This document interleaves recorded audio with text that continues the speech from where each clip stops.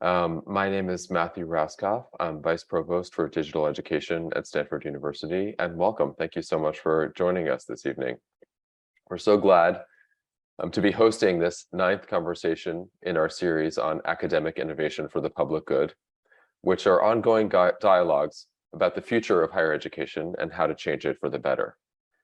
Stanford University and Trinity College co-organized this series along with 16 institutional co-sponsors from across the country. And each event features a prominent author in conversation with an expert colleague. For a list of participating authors and interviewers, please visit our event calendar via a link that we'll put in the Zoom chat right now. At the end of tonight's event, we encourage you to complete our user survey. Please let us know what you think of the series so far, including how you'd like to engage with us in the future. Your responses really help us and will shape next year's program, which we're figuring out as we speak. We'll put a link in the Zoom chat to the survey as well. For those who want to buy a copy of the book that we'll be discussing this evening, please visit the website of independent bookseller Book Culture. The link is going to go in the chat too, and a limited number of signed copies will be available. With that, I'm so pleased to introduce Ton-Quinlivan, CEO of Futuro Health and former Vice Chancellor of California's Community College System. Her book, WorkforceRX, Agile and Inclusive Strategies for Employers, Educators, and Workers in Unsettled Times, offers ideas for connecting workers, educational opportunities, and employment that could help close the economic divide. She'll be interviewed tonight by my friend Mitchell Stevens, a sociologist and professor at the Stanford Graduate School of Education. Thank you for joining us tonight, Vaughn and Mitchell. Wave, please, greet our audience. I'm very grateful to both of you for being part of this series. Before I turn the floor over to Mitchell, I want to briefly outline the format of tonight's program. This conversation is part of an ongoing dialogue, and we'll be leaving the Zoom chat open and invite you to engage there. We'll also monitor the Zoom chat for any instances of inappropriate or disruptive language, and if necessary, we'll remove users from the event. We haven't had to do that so far, and I'm hopeful we won't have to tonight. Following the conclusion of tonight's author conversation, we'll open the floor up to audience questions. And if you'd like to submit a question during the event, please use the Zoom Q&A feature. It's a button at the bottom of your screen, and we'll be curating the questions, and Mitchell will be asking them of Vaughn. With that, thank you again for joining us, and take it away, Mitchell.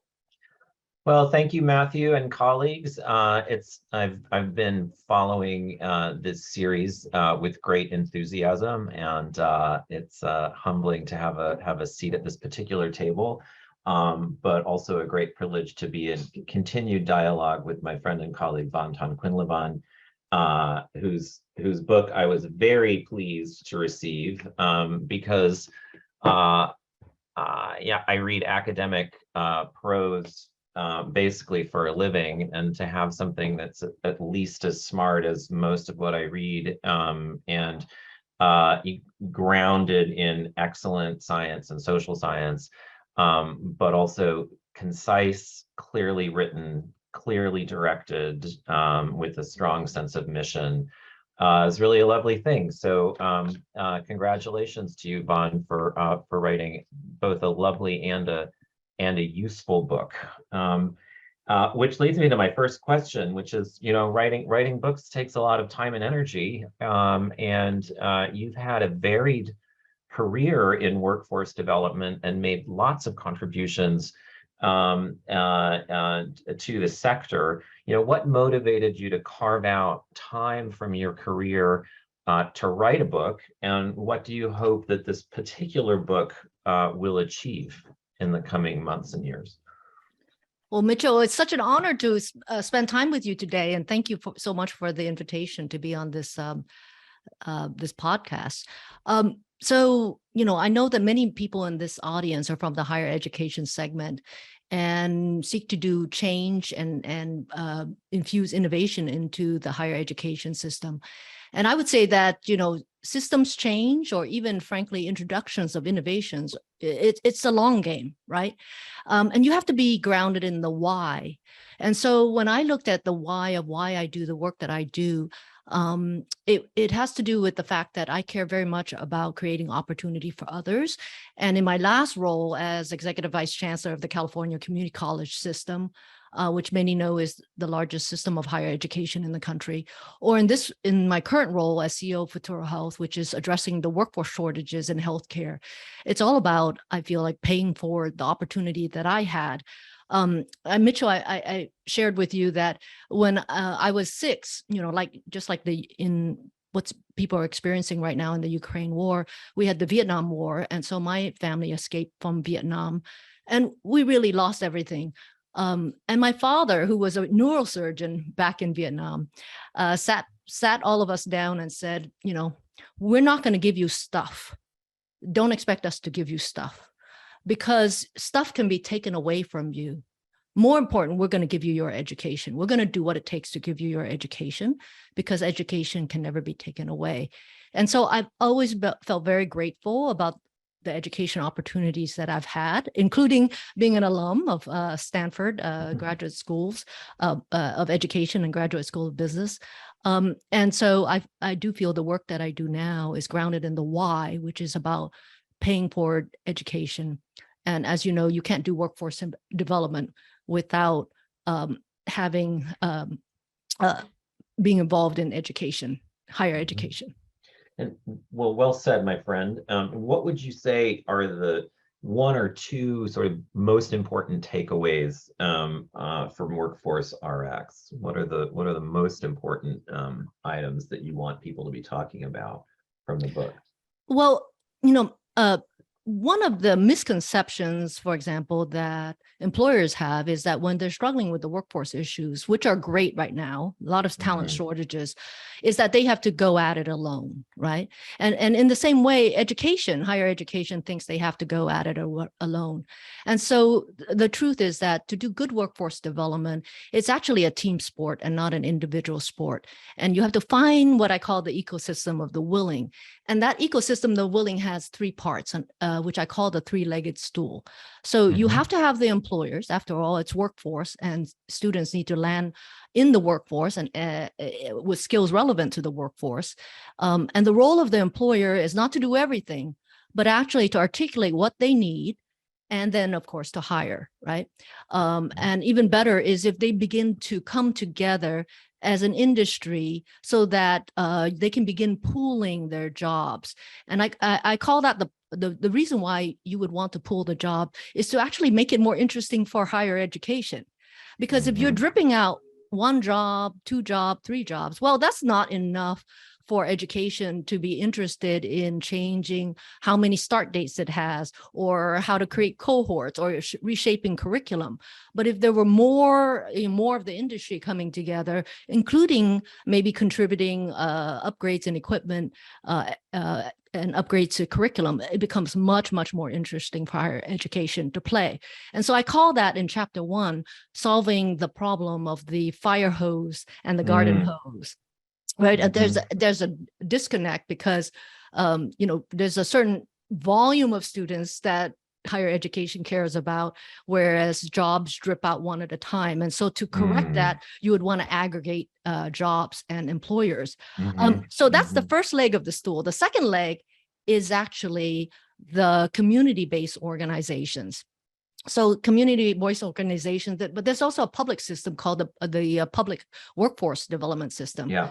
And what they can actually do, especially in this moment in time when there's such an enrollment crisis, the shortage of enrollment, is they can do a better job of getting into the community and really scout and refer and frankly handhold candidates through some of these processes, higher education processes, which when I as a first generation student was quite a bit of a mystery, right?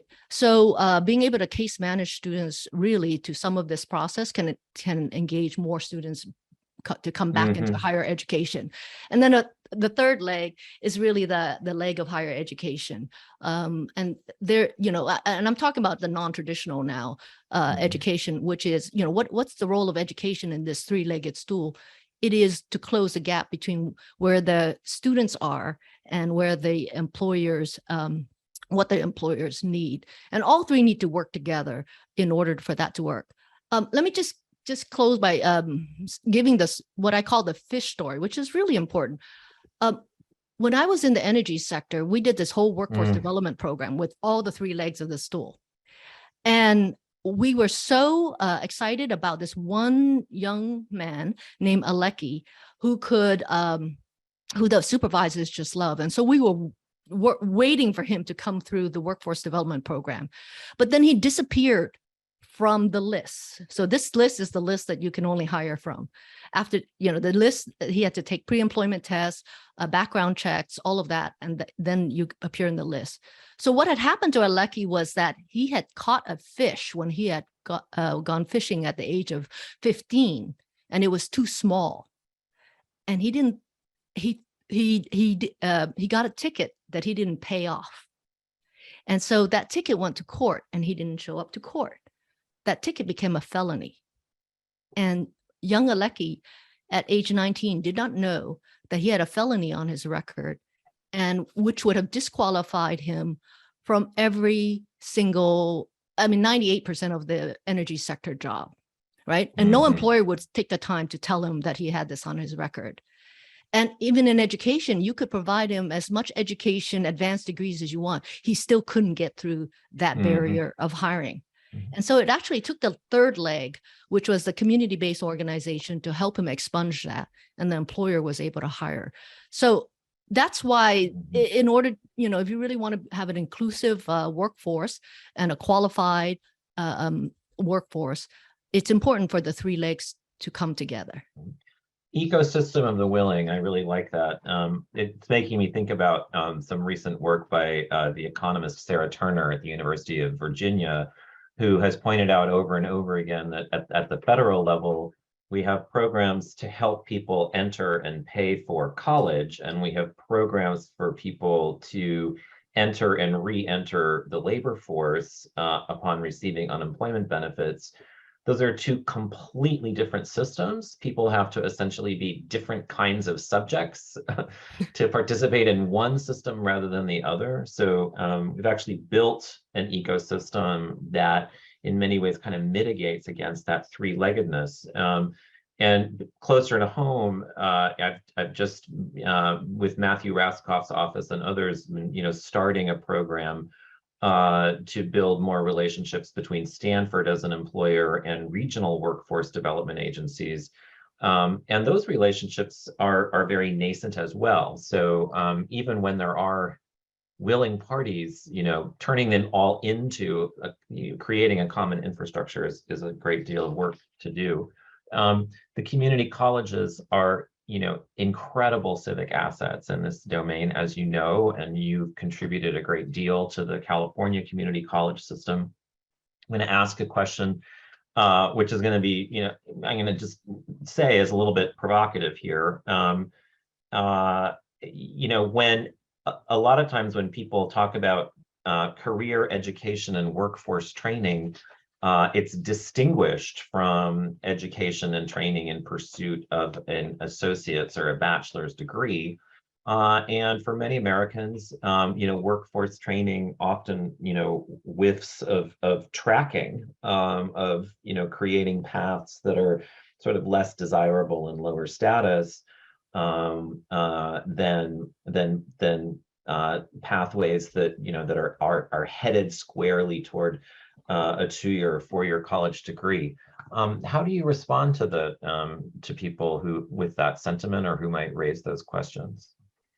So Mitchell, I had to unlearn some of my biases because I'm a product of someone being very successful in the full academic system, right? So I think a lot of us think, oh, are the folks who go into career technical education, is that the group who's in, who wants to use their hands, for example? Right. So back when I was in the energy sector, we did a set of focus groups because 25 to 50% of the energy sector was facing imminent retirement. And so we had to do a proactive strategy to enlarge who was going into the world of energy. And when we talked to, especially the high school students about, their experience and their interests and their career interests, what was fascinating to me that I realized was that many of us here on this call, we love our four walls. And what I mean by that is, we were successful, sitting in the four walls of our bedroom studying. And then we went to study in the four walls of the library. And then we go on to be in the four walls of an office, and then a bigger office. And then how how about first with the cubicle, Bon? Yes. Oh, I forgot the cubicles. That's right. The cubicles and then the office. And some of these students said that the idea that they will be trapped physically behind four walls is one reason why they wouldn't pursue a traditional academic education. And what the physical freedom was what they wanted. And so when we thought about their feedback, we began to promote the careers and energy, were those where you can climb the electric poles and you can hang off helicopters. So it appealed to a different kind of person who wanted physical freedom. And so what I would say is that, we all have to unlearn some of our biases. Some of these occupations are very difficult, are very technical in nature, but they suit a different kind of person who perhaps doesn't love the four walls as much as all of us do. Mm-hmm, mm-hmm. Yeah, in fact, I was flying back recently from a business meeting. I sat on a plane next to a gentleman who started a conversation with me by asking what I did for a living, and I told him I taught at Stanford, and he was always humbled when someone just kind of presumes I must be smart and important because I am affiliated with this particular institution. But then he paused for a minute and he looked at me and he said, "Why would anyone want to do that?" It turns out he's he's an electrician by trade, and he flies all over the American West on large contracts to install capacity for electric cars. I imagine for someone who enjoys that line of work, why would I presume that someone would want to be a student in my classroom? But yet that bias in favor of college, right, in the direction of a kind of white collar or office-based career, continues to be a very kind of enduring hierarchy that is increasingly problematic. I agree. A follow-up on that, one of the big things that I often talk about, in fact, I talk about as often as I can, is the extent to which people in the United States face what I call a work and learning anarchy. And by that I mean is, everyone in this country, in the middle of the last century, Americans, concluded that everyone who resided in the country was owed a high school diploma. And if someone did not receive one of those by the third quarter of the 20th century, there was consensus that the system had failed that person, not the other way around. But the moment that person graduates from high school, all bets are off. They enter what I call the United States of you're on your own. And they face a overwhelming variety of work and learning opportunities with very little, scaffolding or structure for those for making those navigations. And on my view, what affluent families do for their children is they circumvent all of that anarchy by sending them to a school that will do a lot of the sorting and training for them. And that system works very well if someone has the means and inclination to enter into a relationship with the kinds of institutions that are frankly supporting this conversation. But as you and I both know, this anarchy is not nearly the same in other advanced industrialized nations, where human capital planning is much more explicit, and it's sort of an active conversation across the legs of the stool, as you mentioned before. What's your hunch about why haven't Americans done that? Like it seems to work really well in Germany and the Nordic countries and Japan and China. Why is it that Americans have, been so reluctant to do that, on your view? Well, Mitchell, I've sat through numerous meetings and policy discussions on, why, for example, can't apprenticeship be better adopted in the United States? And so much of it is rooted into, our corporate culture and whether companies want to have the long view when it comes to investing in talent. So short of that, I mean, if I had a wish list for what could be done, and I've actually shared this in forums of employers where they say, well, it's not our day job to go do what education does, but where can we help? So, I would say in middle school, the intervention that is really important is actually bringing career awareness down as early as middle school, because as you know, with all of these jobs, so many of them, you have to hit a certain, the algebra sequence, for example, in order to get on path. And so early career exposure is so important. And then in the high school and the college, my wish list would be to infuse more work-based learning, so that, like Canada's co-op system, where it's actually designed into the student journey before they graduate.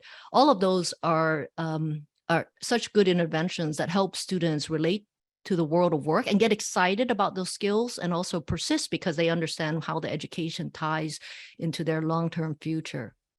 And what do you think it's going to take to, and what are your hunches about, making these kinds of changes is going to be just a huge lift, because we inherit, systems which are, kind of designed to be durable.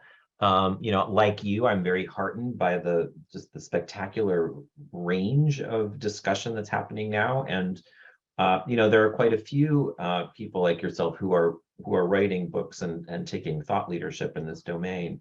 How do we, what are some ways in which we could convert this movement into national will to really move some furniture around? I like your ecosystem of the willing, but that kind of relies on people kind of voluntarily showing up to join the coalition.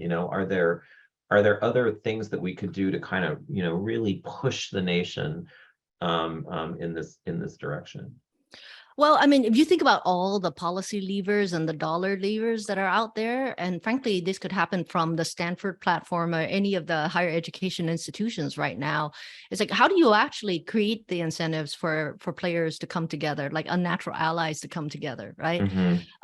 Because what you also want to avoid is what I call pilot fatigue.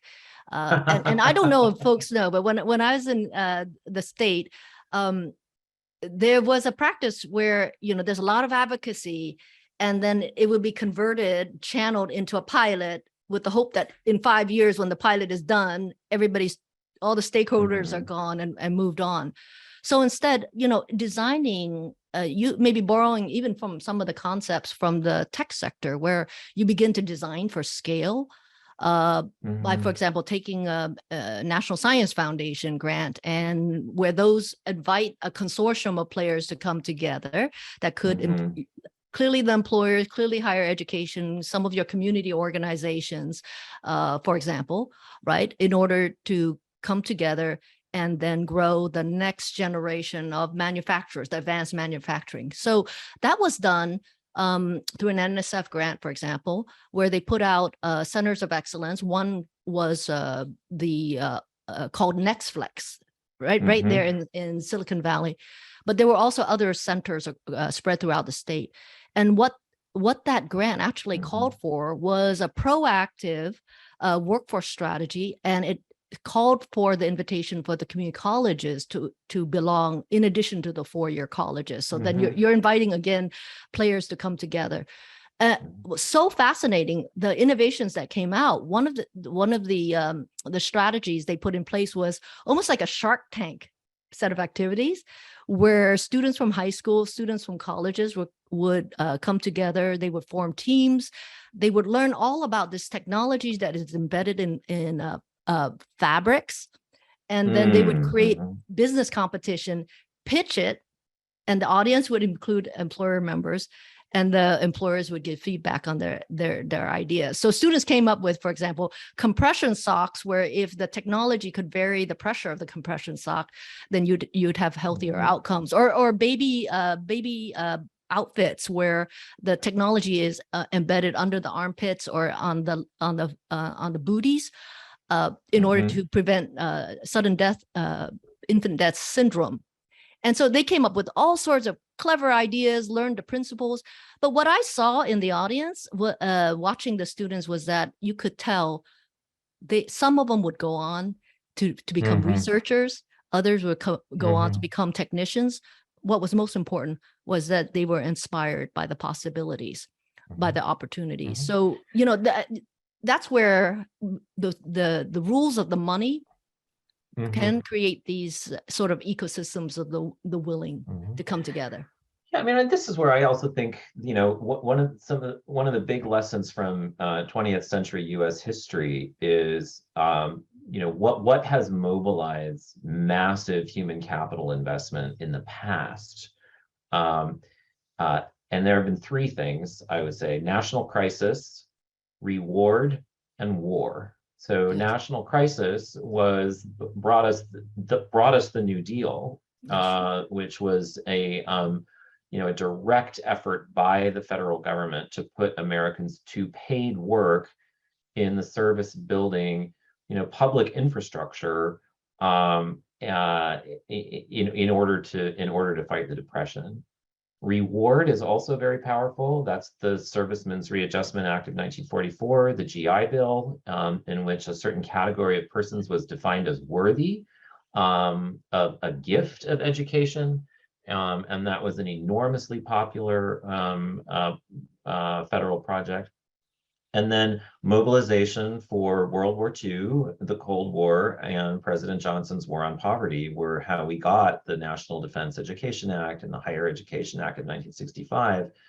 And frankly, it troubles me that that leaders in the sector that you and I are in, we have not succeeded in creating narratives of crisis, reward, or war, perhaps, that have done this job. For example, I was one of several who tried those we called essential workers could have very well been at hazard for an education reward program that would have been, a gift of thanks on behalf of a grateful nation for people's hard work. We could declare, a national commitment to infrastructure transformation, which was one piece of the Trump agenda that I think held great promise in this regard. But frankly, I worry that the discourse that we're having now is a kind of doom and gloom. People will be unemployed tomorrow if we don't teach them better today, or our economy will crumble if we don't have people. So we have these kind of frowny face incentives rather than these kind of smiley face incentives. And so I would love it to. I mean, one of the things I like about your work and your personal affect is that you're a very positive and enthusiastic person, as is the tone of your book. But do you have any crazy thoughts about sort of smiley face incentives that we might mobilize, some national will around? There's things that we administratively can do, even short of a war, and being able to do mobilize the national will. So, for example, one of the co-sponsors of this book series is Carnegie Mellon, right? And Dr. Tom Mitchell. Yes. So he's, I believe, yes, he created the first academic program on machine learning, and is doing a report to Congress, I guess a refresher report to Congress on what to do with AI and the workforce. And so one of the ideas I shared with him is, we also have a capacity issues of faculty knowing the topic before then they can cascade it to their students. So what if Carnegie Mellon could get a grant or bring 50 community colleges onto Carnegie Mellon's campus and then they be trained in the fundamentals of AI or whatever the content is. And then once those instructors know, then they can cascade it into their curriculum. And I think here also have an intentional strategy to incorporate the minority serving institutions, and inviting their faculty to participate will be really important if we want to be inclusive in determining who gets access to these programs versus who does not. So that's something within all of our control, for example, thinking about who we train and where these programs can be placed so that communities can access them. That's really good. And I know Matthew is encouraging people to start to put questions and comments in the Q&A tool. And we will be sure that there is time for you to dialogue with Vaughn on that. And I think the example you gave of, it's just very appropriate for, for colleges and universities, sort of, legacy colleges and universities, teaching educators, right, or providing opportunities for educators to continue to learn and grow. I mean, another thing that we're talking about around here is, is Stanford as an employer or an institution that rewards and encourages learning among all of the people who are here, not just the paying students, not just the faculty, not just the instructional staff, but is this a place where all employees have opportunities to learn and grow? I think is another possible way. But again, sort of turning this into, combining the urgency that we know is there with some sort of, pull, right, that makes this feel like people that make people want to be part of the ecosystem of the willing, I guess, is part of it. The other thing that you and I have talked about quite a bit, and I'm thinking about also in the context of, California's, cradle to career system, given all of this new investment, a lot of it private capital investment in, workforce training and development,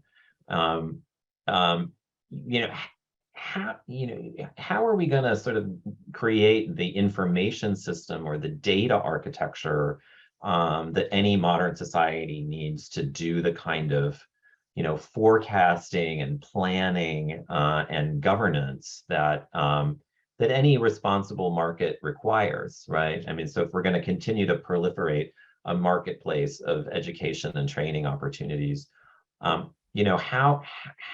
can a state or the nation sort of think about an information architecture that would, both inform people who are making investments for their own lives in the sector, but also inform policy. What are your thoughts on that, or some promising activities or big questions that you see on the data infrastructure side? So the good news is actually it's less expensive than you think. The approach is probably also different than you think. So in all things workforce, it always starts with what is the labor market need. And when we were trying to encourage the community colleges back when I was with the California community colleges to do more programming, that could help students land into the labor market.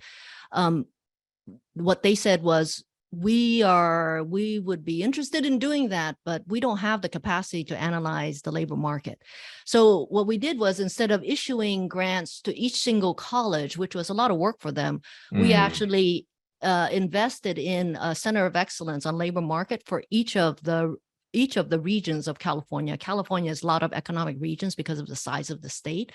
And then what we discovered was over time, there would be braiding of these resources with other resources. So there were 4-year systems with 2-year system with the Economic Development Corporation or the Workforce Board. They would then split up who would do the work, and together they would look at the region and what were the needs, what the occupations were based on different level of training. So that was very interesting. All the tools to be able to look at labor market need is out there. So it's more of a, how do you braid efforts so that not every, you don't have to do it all from scratch or do it all yourself, especially if you're the single institution in town. But the broader thing is that for those of you who are in public policy positions, it's not just about more money, because I've also seen a lot of money flow through public education system, for example, that at the end of 4 years, there's not much to talk about. I mean, there were programs that flowed into the K-12 system for about $750 million for pathways, and because all of it was housed on all of these spreadsheets, it just didn't work. So what you have to think about is, how do you have the monies and the metrics and the data systems align? When the monies, the metrics, and the data systems align, then you actually begin to do systems work, and the institutions, you're putting wind behind the institutions rather than having a lot of obstacles. So, so we first started with money because, again, when you have an unfunded policy, then it's not very interesting to anybody. So colleges are not interesting. And then secondly, they say, well, you're not measuring the right things. And so we actually had to have task force and took up effort in order to redo our metrics to reflect what should be measured in the world of workforce. And it's, for example, it includes employment outcomes, whether there were wage gains. And then lastly, it's data. This is a tool for continuous improvement. So as a result, the system rolled out a salary surfer, which every single program, whether a certificate or degree, every single program, every single college, and every single region in the whole state, you knew what students made 2 years before they came in, and 2 years and 5 years after. And so you could actually compare programs again to each other. So if we have like 68 nursing programs, you can look up the workforce outcome for a fellow nursing program and say, hey, why is it their students on average are doing better, and then call that college. Because I've also discovered that in higher education, colleges learn better from each other. So then the tool actually facilitates the colleges finding out best practices from their peers. And that's one way for continuous improvement.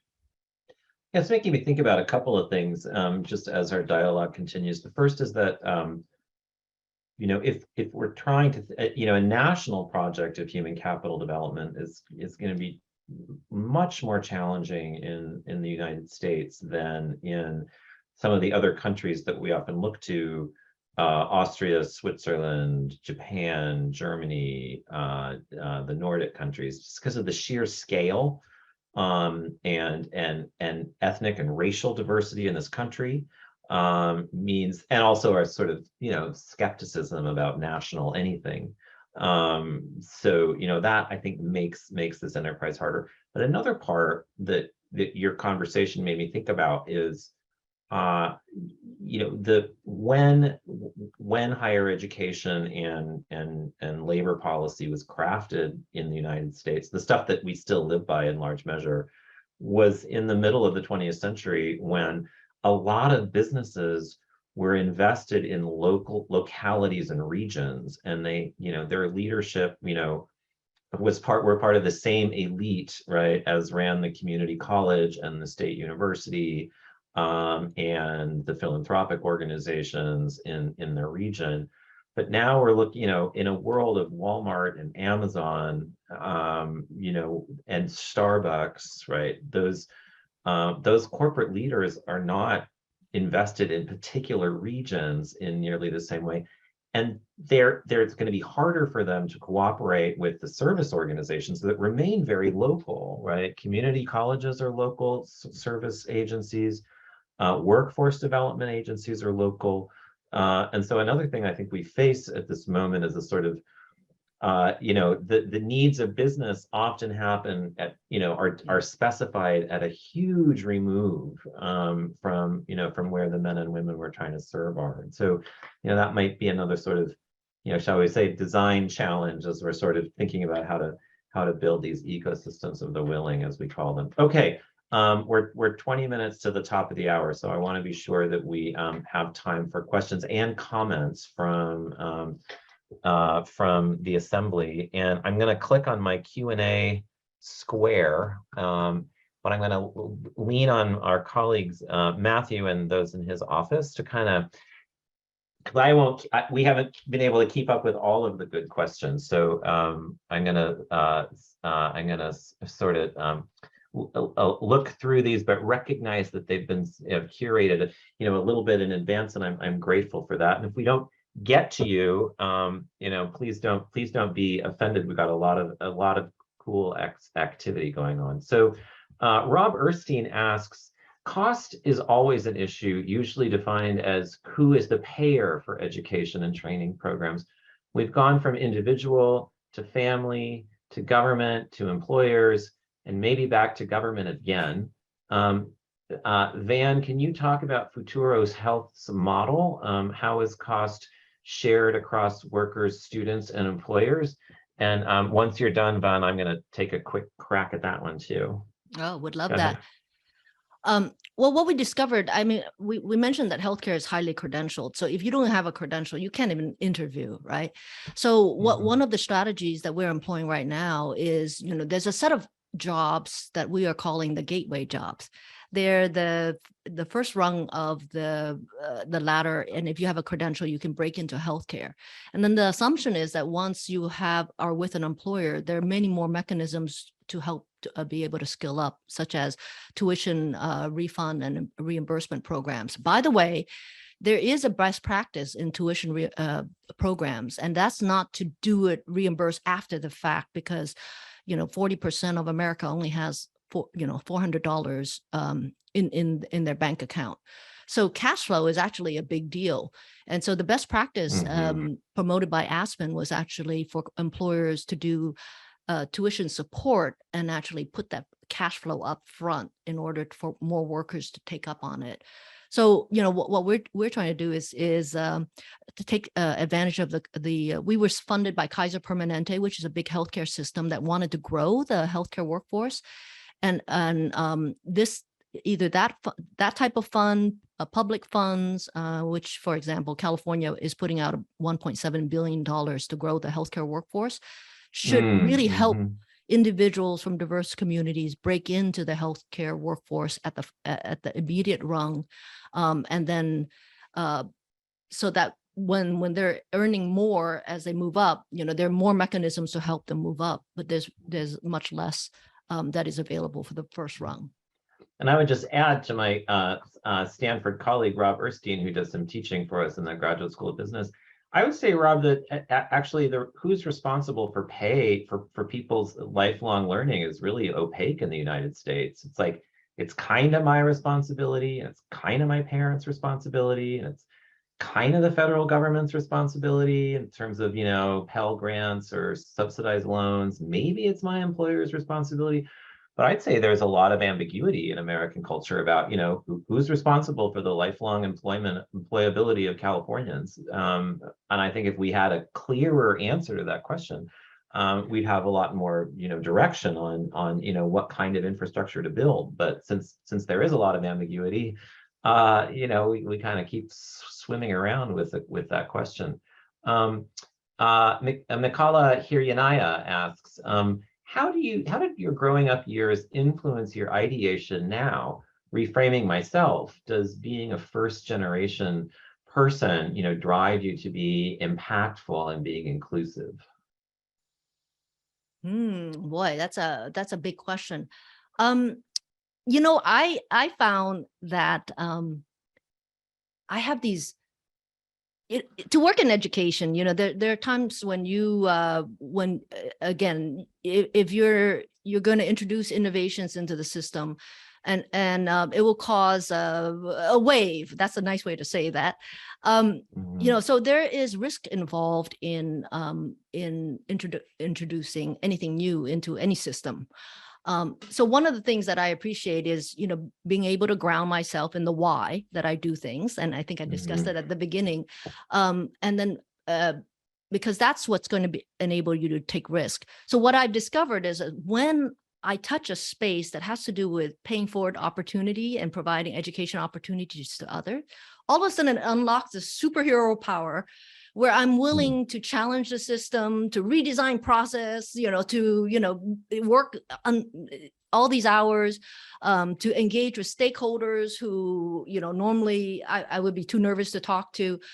But I'm willing to do that because I'm grounded in the why. And the moment that I'm not touching that, for example, if it's some different issue, then I feel like I just, I go to my normal self. So all of us have that superhero capability in yourself when you touch your sense of purpose and your sense of mission. And so I hope in your journey, you'll find what that sense of purpose and mission is that will unlock your superpowers. So as a lovely question from Aditi Ponakampali, and please friends forgive me if I don't do justice to the beauty of your names. She asked a question about, she says, how do you think reforms in identifying accurate measures of a successful economy instead of only financial growth through GDP could increase productivity? And by that, Aditi, at least I'm hearing you say, like, how do we think about measures of success in this domain beyond perhaps issues of, earnings, individual earnings, and, general economic productivity?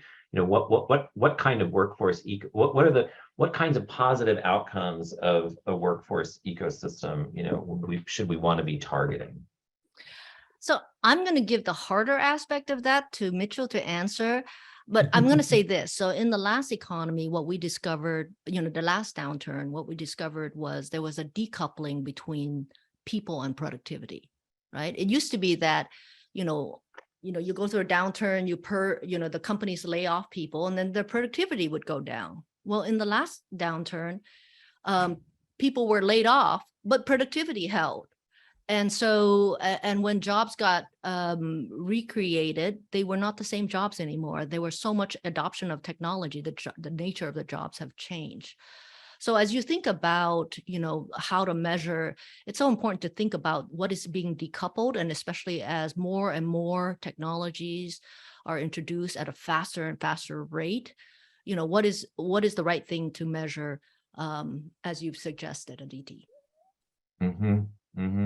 Yeah, I mean, I think this is another. I do think that we're at a moment in history where we can ask that question of, okay, if we're going to substantially change the relationship between, biography, formal education, and work, what kinds of goals as a nation are we trying to pursue? And I'm all for economic growth and earnings, national economic growth and living wage earnings. But is that all we get to talk about? Are there things like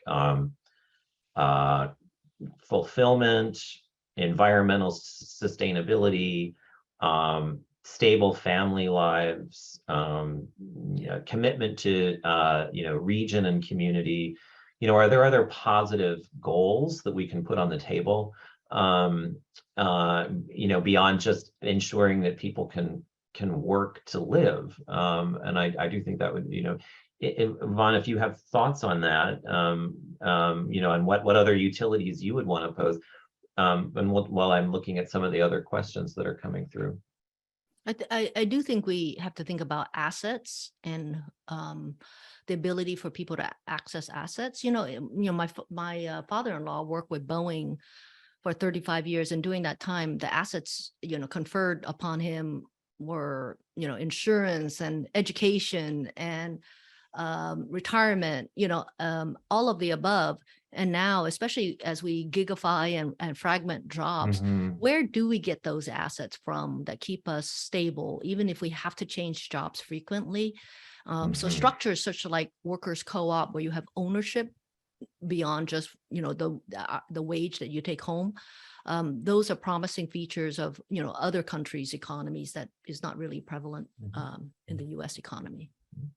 And Jonathan Rabinovitz asks, we've talked about employers, government, workforce development agencies, and higher ed. What about unions, Vaughn? Where are they on your three-legged stool? Or are they on a different stool, or how should we think about them? Well, Futuro Health actually has one of the co-founders of the funding that established Futuro Health was very innovative from a union called SEIU, United Healthcare Workers West. So they are a healthcare union. And it's through a collective bargaining process with the employer where they said, hey, we're going to forego an increase in more wages, instead put the funds towards growing the next generation of workers. And that's what the organizations agreed to. And that began, created the funds to establish Futuro Health. The other thing where there have been proven to be really effective is actually scouting and recruiting candidates, because there's nothing better than healthcare workers who are members of their union to go out into the deeply into the communities, use that organizing capability and scout and recruit candidates. And that's why we've been able to bring in diverse adults in a way at a moment in time when they've been shying away from higher education. We've been hitting and beating all of our goals to send and underwrite these students to go back into school at our partner colleges. Mm-hmm, mm-hmm.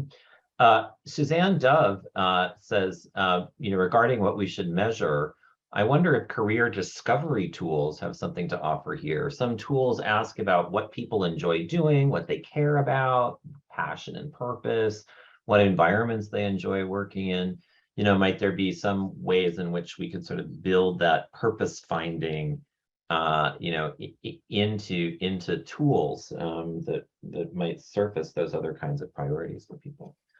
There's many out there. The ones that got a lot of adoption by our colleges and the community colleges was the get focused, stay focused.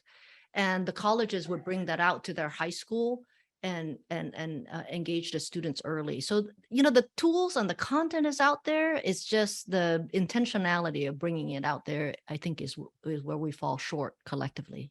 Mm-hmm, mm-hmm. And Johanna Jebsen asks, competency-based education with its focus on mastery over seat time, its use of authentic workplace-like assessment might be a very viable learning modality, and yet it seems like it has never really taken off beyond a few higher eds like Western Governors University in Southern New Hampshire.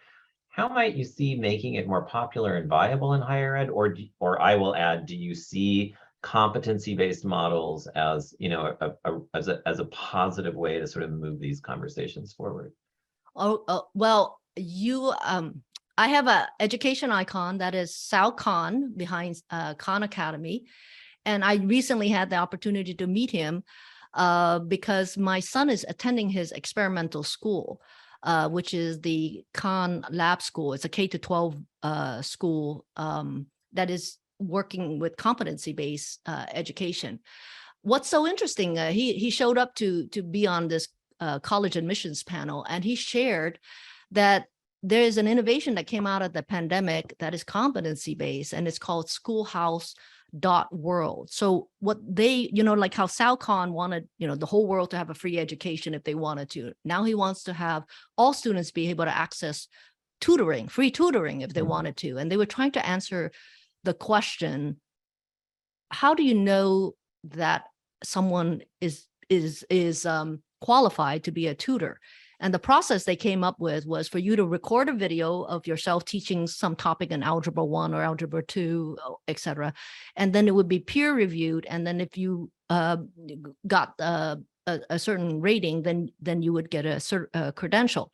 Well, since then, you have University of Chicago, Georgia Tech, and MIT now accepting that Schoolhouse World certification as part of the admissions process, because during the pandemic, they had to suspend the ACT and SAT test scores.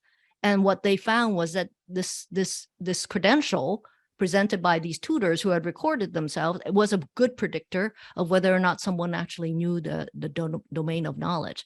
So I just think it's so, so that's all like spinning off from mastery-based experimentations that were done.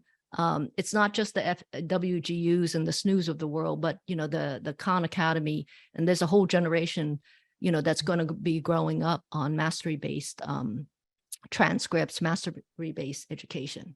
So I'm going to take executive privilege here and ask you the final question before we conclude. That is, a lot of the sponsors of this series are offer conventional 4-year credentials, often, with selective admissions, and are very expensive propositions.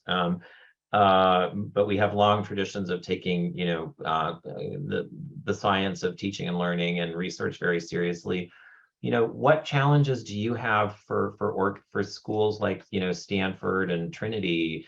How can we contribute in a meaningful way to the coalition of the willing, as you called it? Well, I have great appreciation for the sponsors of this Academic Innovation for Public Good book series. So thank you very much for organizing this. When Tom Mitchell of Carnegie Mellon University asked me sort of a similar question, I said, where we're challenged is actually the rate of change is compressing, right? Before you would have a breakthrough change, and then there was 30 years to figure it out and ingest it and figure out the training, and then people would be able to partake in the training. Then it became 15 years. Now, every 2 years, now it's every 6 months. So humans are quite challenged in being able to keep up with that rate of learning. And so if the academic world can actually do some research, I mean, what are the methodologies, and are there technologies that enable us to actually learn faster and comprehend faster? And the other dimension, maybe Mitchell, you could talk about, is transitions. I mean, you and I talked a little bit about transitions and how hard they are for us. Yeah, I've been calling myself for a social science of transitions that would enable people to face them with more than equanimity, perhaps with enthusiasm, and provide tractable evidence-based tools to move from being one stage in life or work to another. I'll turn it over to Matthew to close us up. Thanks, Fun. Thank you both so much. And what a wonderful theme to close on also, because those transitions are often the source of so much friction for people. It's the spaces in between employer and education where you're caught in the gap among our institutions where the safety net really fails. And if we could really develop more of a life path approach that is more user-centered, more learner-centered, more worker-centered, the institutions could organize their services around those needs rather than us trying to slot into whatever provision we can get from one institution or another, not interoperable, not sharing data. What a fantastic conversation. And thank you, Fawn, for that point about schoolhouse.world. I just found the link to Chicago. That is absolutely fascinating to me. If you can teach something, you really prove that you know it, So for those interested in purchasing a copy of WorkforceRX, please visit the website of Book Culture. We'll put a link in the chat. We've got a couple of signed copies available. And I want to remind you about our final event of the year on Wednesday, October 26th, featuring the book From Equity Talk to Equity Walk, Expanding Practitioner Knowledge for Racial Justice in Higher Education. The book delves into change strategies for achieving equitable higher education outcomes and provides guidance on building an equity-minded campus culture. The authors will be in conversation with Anita Davis, Vice President for Diversity, Equity, and Inclusion at Trinity College. Last, please complete our user survey so we know what you think of this series and how we can design next year's program to be as effective and as compelling as it can be. We'll put a link to that survey in the chat now. And thank you again to Fawn, to Mitchell, and to all of you for attending and for the fantastic conversation in the chat and the wonderful Q&A as well. Take care, everybody, and have a good night.